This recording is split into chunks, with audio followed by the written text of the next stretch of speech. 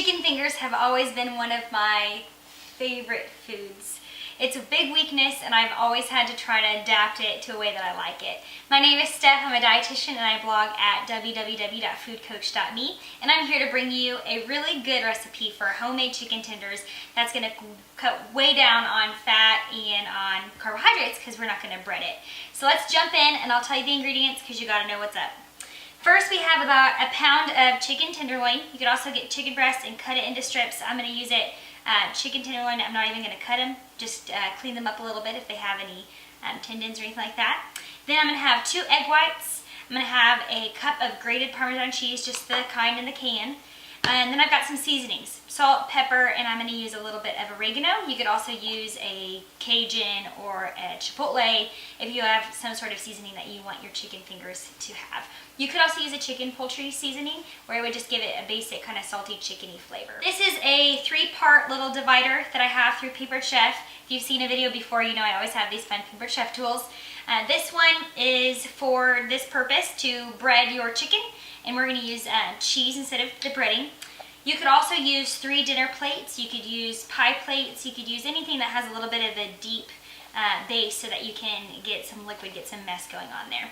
Then I've got this little clipper and I'm going to go ahead and get started. I'm just dousing my chicken with both sides in the egg white mixture.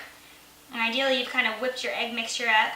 And then with Parmesan cheese, it comes out with these big clumps. So I'm going to break up the clumps first and spread it out a fairly thin layer.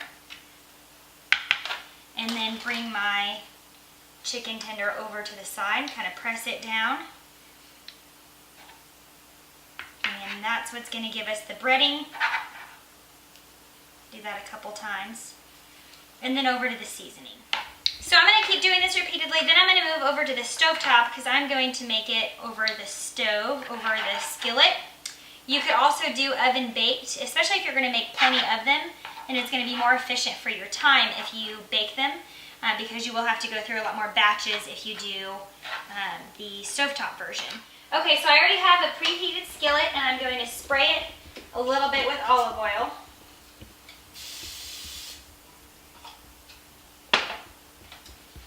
And however much you have room for, you can go ahead and put your chicken tenders in the skillet. And because it's preheated, you'll get some more of that texture on the outside. One thing I do like to do to make sure the sides get done is to pick it up and push it against the side so it gets that same seared type.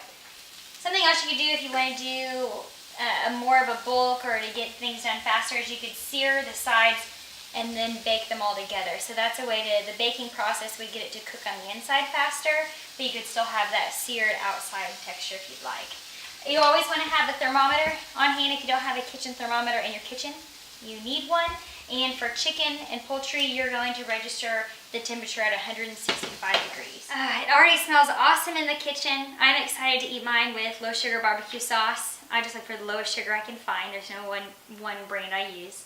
For more tips, recipes, and ideas, be sure to go to www.foodcoachme. Be sure to tell your friends, check out the YouTube video for other videos, and happy eating!